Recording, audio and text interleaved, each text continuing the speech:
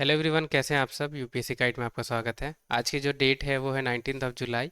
और हम देखने वाले हैं द हिंदू न्यूज़पेपर में क्या क्या UPSC prelims point of view से इम्पोर्टेंट टॉपिक्स कवर थी। तो सबसे पहले तो ये थी न्यूज़ कि इसराइल की पार्लियामेंट ने भी अपोज किया है पैलेस्टीनी स्टेट को लेकर। हम देख लेते हैं इसराइल के सबसे पहले मैप, कौन कौन सी कंट्री से बाउंड्री शेयर होती है। तो लेबनान है, सीरिया है, जॉर्डन है, इजिप्ट। ये है गाज़ा वाली एरिया जहाँ हमास इस्लामिस्ट ग्रुप रहते हैं, राइट। और ये वेस्ट बैंक में भी पैलेस्टीनियन पीपल अभी यहाँ पे रहते हैं, राइट। तो आपको ये मैप के थ्रू पता होनी चाहिए। ये है गल्फ ऑफ अकाबा जो रेड सी से कनेक्ट होती है।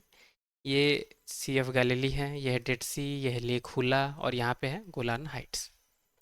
अब इसी न्यूज़ में इंटरनेशनल कोर्ट ऑफ जस्टिस के बारे में भी कवर थी, तो हम देख लेते हैं उसे। इंटरनेशनल कोर्ट ऑफ जस्टिस क्या है? ये इंटरनेशनल कोर्ट है जो कोई सी भी डिस्प्यूट होती है कंट्रीज़ के बीच में उससे डील करती है और एडवाइजरी ओपिनियन देती है अपनी इंटरनेशनल लीगल इश्यूज़ पे।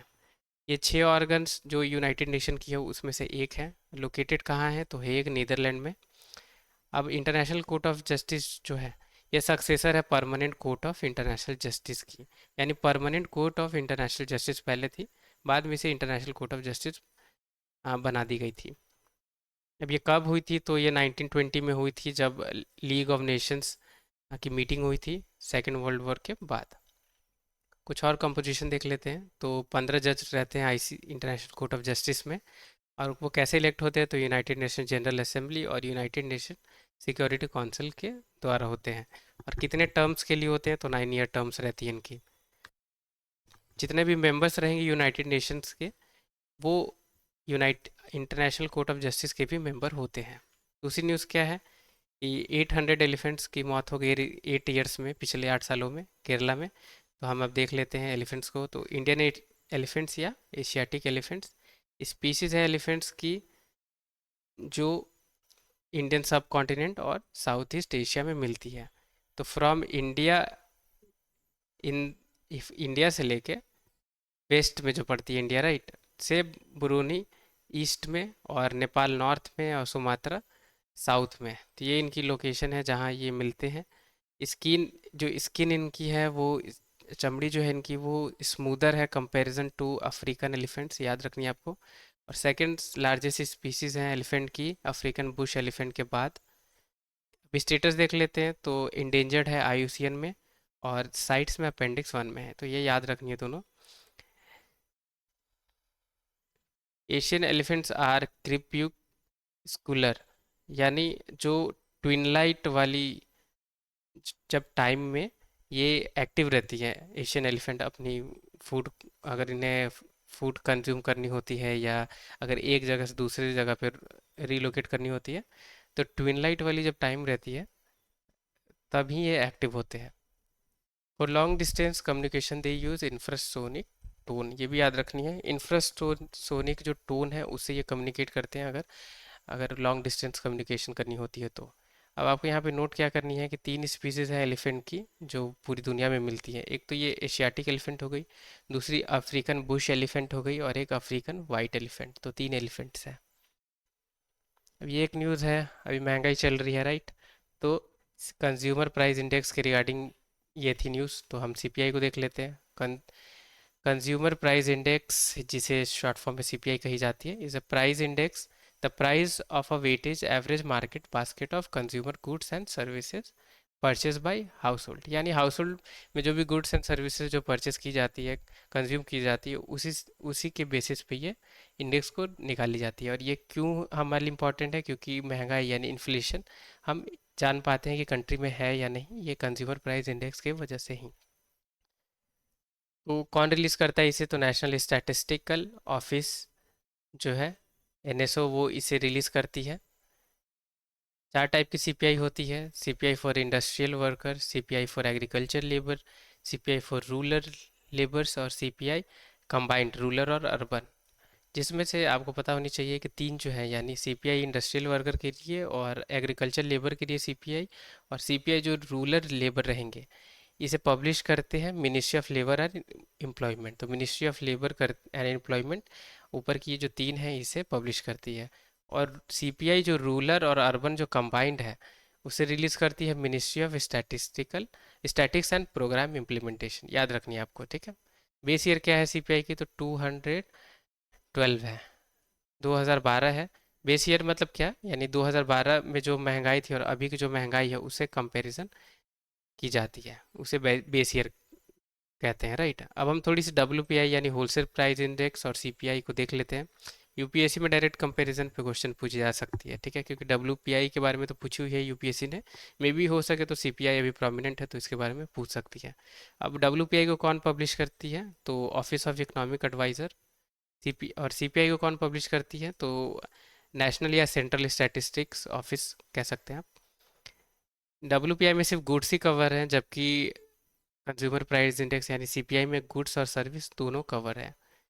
ये फोकस करती है गुड्स पे, जो ट्रेड होलसेलर और बिजनेस के बीच में ट्रेड होती है उस पे फोकस करती है। जबकि सीपीआई जो फोकस करती है गुड्स और जो कंज्यूमर, जो हाउस होल्ड हैं वो जो परचेस करते हैं उस पे। अब फाइनेंशियल ईयर को ये रेफरेंस करती, मतलब यूज़ करती है महंगाई को देखने के लिए, जबकि सीपीआई जो नॉर्मल कैलेंडर जनवरी टू दिसंबर रहती है उसी पे ये रेफरेंस लेती है। बेस ईयर क्या थी, तो 2011 है डब्ल्यूपीआई की, जबकि सीपीआई की 2012 है। फाइनेंस कमीशन के बारे में यह आर्टिकल है, तो हम फाइनेंस कमीशन को देख लेते हैं। फाइनेंस कमीशन को देखते हैं। अब आर्टिकल 280 में कॉन्स्टिट्यूशन में मेंशन है कि फाइनेंस कमीशन इंडिया में बननी चाहिए। अब ये का क्या है, ये तो क्वासी जुडिशियल बॉडी है। It is constituted by president of India every fifth year or at such earlier time as he considered necessary। तो अब फाइनेंस कमीशन को कंस्टिट्यूट कौन करते हैं, तो प्रेसिडेंट करते हैं। कब करते हैं, तो हर 5 साल पे, 5 साल से पहले भी कर सकते हैं अगर ज़रूरत पड़ी तो। फाइनेंस कमीशन में अब चेयरमैन होते हैं एक, और 4 मेंबर्स होते हैं। और इसे मेंबर फाइनेंस कमीशन के और जो चेयरमैन है उसे अपॉइंट कौन करते हैं, तो प्रेसिडेंट ही करते हैं।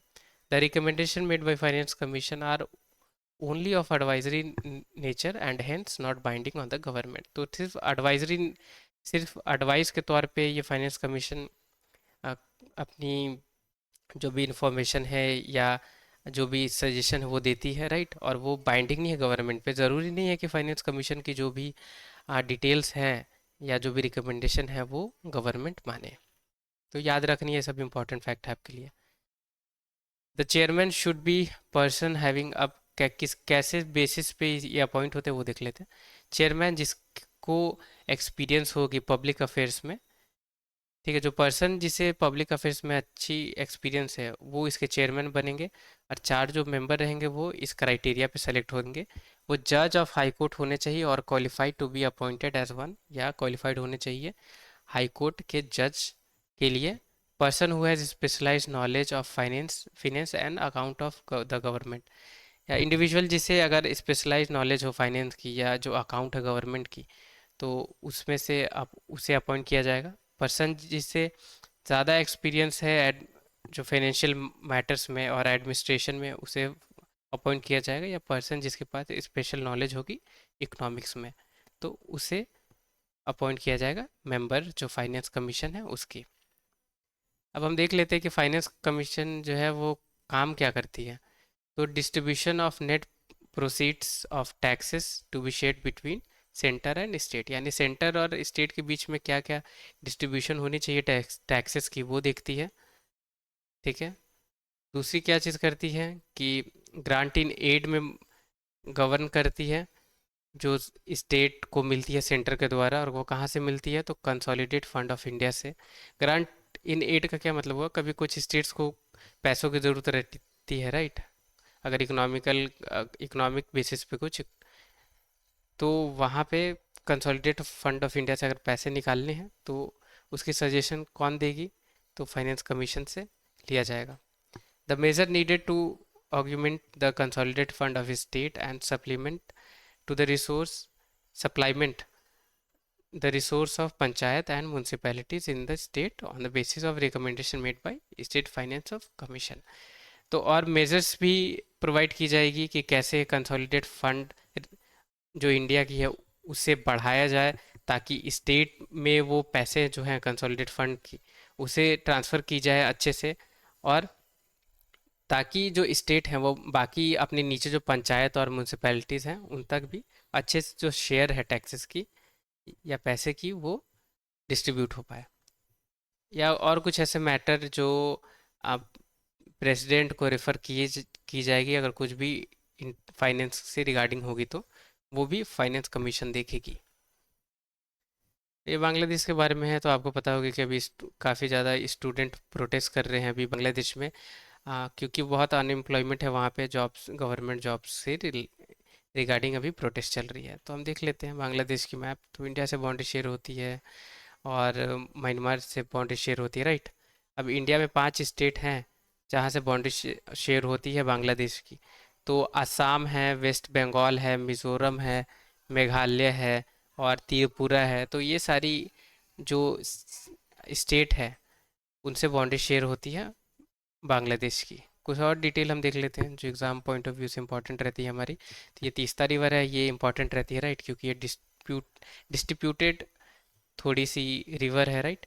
क्योंकि बांग्लादेश क्लेम करती है कि 50% जो इसके वाटर की राइट्स है वो बांग्लादेश के पास है, जबकि इंडिया क्लेम करती है कि 55% जो शेयर है इस रिवर के वाटर की वो इंडिया के पास है।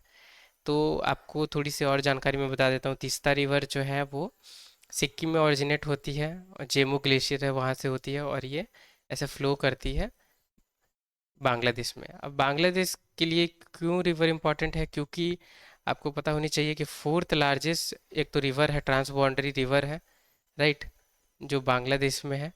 और ये इरिगेशन और फिशिंग के लिए बहुत इंपॉर्टेंट ये रिवर है, इसीलिए बांग्लादेश को ज़्यादा शेयर वाटर की ज़रूरत है इसकी। ठीक है। अभी एक न्यूज़ देख लेते हैं, ये पाम ऑयल से रिगार्डिंग थी। तो हम पाम ऑयल के बारे में थोड़ी सी जानकारी देख लेते हैं, इनडायरेक्टली हेल्प कर सकती है आपको प्रीलिम्स में। तो इंडेबल वेजिटेबल ऑयल है जो फूड मैन्युफैक्चरिंग या ब्यूटी प्रोडक्ट्स या बायोफ्यूल फ्यूल्स में यूज़ होती है। अब कौन कौन से लार्जेस्ट इसकी प्रोड्यूसर वो देख लेते हैं। इंडोनेशिया सबसे लार्जेस्ट है, सेकंड लार्जेस्ट मलेशिया और थर्ड नाइजीरिया। तो यूपीएससी आपसे पूछ सकती है कि इंडिया लार्जेस्ट है या मलेशिया लार्जेस्ट है, तो वहाँ आप ये समझ पाएंगे। और और यूपीएससी आपसे ये भी पूछ सकती है कि ये सिर्फ इंडोनेशिया या मलेशिया में ही सिर्फ मिलती है और बाकी कहीं दूसरे एरिया में नहीं मिलती है, तो आपको याद रखनी है कि ये नाइजीरिया में भी मिलती है, राइट। तो अफ्रीकन नेशंस में भी ये मिलती है। अब ये एक आर्टिकल थी जिसमें ट्री प्लांटेशन स्कीम्स के बारे में बात की गई थी, जहां वर्ल्ड बैंक ने काफ़ी हेल्प की थी कंट्रीज़ को ये इम्प्ली ये स्कीम को इम्प्लीमेंट करने के लिए। तो हम देख लेते हैं वर्ल्ड बैंक के बारे में। तो वर्ल्ड बैंक क्या है, तो इंटरनेशनल फाइनेंशियल इंस्टीट्यूशन है जो लोन्स या ग्रांट्स देती है गवर्नमेंट को, जो लो या मिडिल इनकम कंट्रीज रहते हैं उन्हें। ठीक है, तो लोन्स देती है जो लो या मिडिल इनकम कंट्रीज रहते हैं उसे। और ये क्या है, तो इंटरनेशनल फाइनेंशियल इंस्टीट्यूशन है। It was establish along the international monetary fund at 1944 Bretton Woods conference. तो ब्रेटन वुड्स कॉन्फ्रेंस में इंटरनेशनल मॉनेटरी फंड यानी आईएमएफ की भी इस्टेब्लिशमेंट हुई थी, उसी में वर्ल्ड बैंक की भी हुई थी। अब हेडक्वार्टर्स कहाँ है वर्ल्ड बैंक की, तो हम देख लेते हैं, वॉशिंगटन डीसी में है।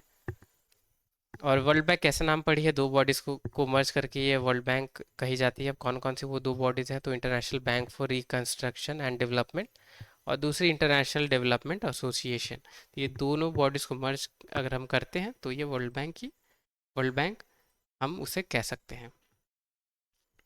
ये वाटरफॉल से रिलेटेड है कि एक अभी इन्फ्लुएंसर, सोशल मीडिया इन्फ्लुएंसर अभी एक वाटरफॉल की जॉर्ज जो है वहाँ पे वो गिर गई थी, राइट। तो अब ये कौन सी वाटरफॉल है वो देख लेते, तो कुंभे वाटरफॉल, ये महाराष्ट्र में है। अब ये वाटरफॉल है न्यूज़ में, तो कुछ और भी हम देख लेते हैं, इंडिया में कौन सी लार्जेस्ट है और वर्ल्ड में कौन सी लार्जेस्ट है। तो मे बी ज्योग्राफी में इनडायरेक्टली हेल्प कर सकती है आपको, या डायरेक्ट स्टेटमेंट भी यूपीएससी पूछ सकती है।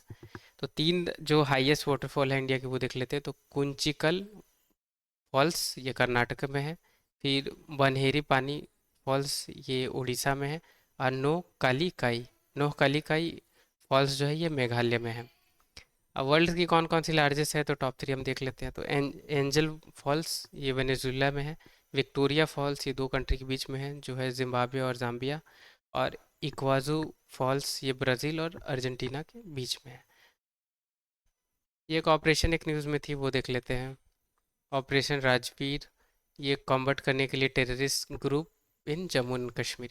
ये ऑपरेशन इसलिए मैं आपको पढ़ा रहा हूँ क्योंकि आपने इस साल की अगर अब क्वेश्चन पेपर देखी होगी प्रीलिम्स की, तो वहाँ वैसे ऑपरेशन बहुत ही रेयर थी जो यूपीएससी पूछती थी, पर इस ईयर से उन्होंने ये ऑपरेशंस भी पूछना स्टार्ट कर दिया है। तो आपको ऑपरेशंस जो है इसे भी रिमेंबर रखना होगा, इसे भी याद आपको रखना होगा, ठीक है, ताकि वो अगर एग्ज़ाम में आती है तो आप उसे सॉल्व कर पाए। न्यूज़ में तो इतनी थी, अब कुछ हम देख लेते हैं MCQs. Consider the following statement regarding Asian elephants. तो एशियन एलिफेंट्स के बारे में कुछ स्टेटमेंट है, वो हम देख लेते हैं। पहली स्टेटमेंट क्या है कि they are critically endangered as per IUCN. दूसरी क्या है, they are larger than African elephants. तीसरी statement, they use supersonic tone to communicate at long distance with each other. तो ऑप्शन ए है वन ओनली, ऑप्शन बी है two only, option C है two and three only, option D है none of above. तो video को pause करके answer करने की कोशिश करें और कमेंट बॉक्स में आंसर बताएं मुझे। तो इसकी जो आंसर है वो है none of the above. None of the above कैसे, चलिए देख लेते हैं इसकी एक्सप्लेनेशन। कि अभी तो जैसा कि मैंने आपको बताया कि तीन ही स्पीसीज हैं जिससे हमने अभी वर्ल्ड ने रिकग्नाइज किया हुआ है, राइट। अफ्रीकन बुश एलिफेंट और अफ्रीकन फॉरेस्ट एलिफेंट और एशियन एलिफेंट। अब अफ्रीकन बुश एलिफेंट और एशियन एलिफेंट्स जो है ये इंडेंजर्ड है। यहाँ पे क्या पूछी गई है, यहाँ पे क्रिटिकली इंडेंजर्ड पूछी गई है, इसलिए ये स्टेटमेंट गलत है, ठीक है। और अफ्रीकन फॉरेस्ट एलिफेंट है, आपको याद रखनी है, ये क्रिटिकली इंडेंजर्ड है, ये इंडेंजर्ड नहीं है, क्रिटिकली इंडेंजर्ड है। तीन में से एक एलिफेंट क्रिटिकली इंडेंजर्ड है, वो कौन है, तो एशियन फॉरेस्ट एलिफेंट। और दो इंडेंजर्ड है, कौन कौन, तो अफ्रीकन बुश एलिफेंट और एशियन एलिफेंट। ये they are larger than African elephants गलत है, ठीक है। रिलेटिवली छोटे रहते हैं जो एशियन या इंडियन एलिफेंट्स रहते हैं अफ्रीकन के मुकाबले। और ये सुपरसोनिक टोन यूज़ नहीं करते हैं, जैसे कि मैंने आपको सबसे पहले ही बताया हुआ था कि ये यूज़ करते हैं क्या, infrasonic tone. Infrasonic tone use करते हैं, ठीक है। अब वो कुछ इसकी डिस्ट्रीब्यूशन देख ले, तो अफ्रीकन बुश एलिफेंट ये सारी एरिया में मिलती है, ठीक है। और जो forest elephant, African forest elephant है, वो इस साइड मिलती है। और एशियन एलिफेंट्स हम देख सकते हैं कहाँ कहाँ इनकी लोकेशन है, ठीक है। दूसरी क्वेश्चन देखते हैं, who constitute finance commission for panchayat in India. तो पंचायत के लिए फाइनेंस कमीशन कौन कंस्टिट्यूट करते हैं, राइट, क्योंकि सेंटर के लिए तो हमें पता है कि कौन करते हैं। तो हम ऑप्शन देख लेते हैं। Option A president, option B chief minister of state, C governor और डी स्पीकर। तो इसकी जो करेक्ट आंसर है वो आप कमेंट बॉक्स में मुझे बताएं। तो इसके जो करेक्ट आंसर है वो है सी गवर्नर। तो स्टेट में जो पंचायत के लिए फाइनेंस कमीशन जो कंस्टिट्यूट की जाती है वो गवर्नर करते हैं। और सेंटर में तो जैसा कि हमने देखा हुआ है, राइट, कि प्रेसिडेंट करते हैं इसे कंस्टिट्यूट।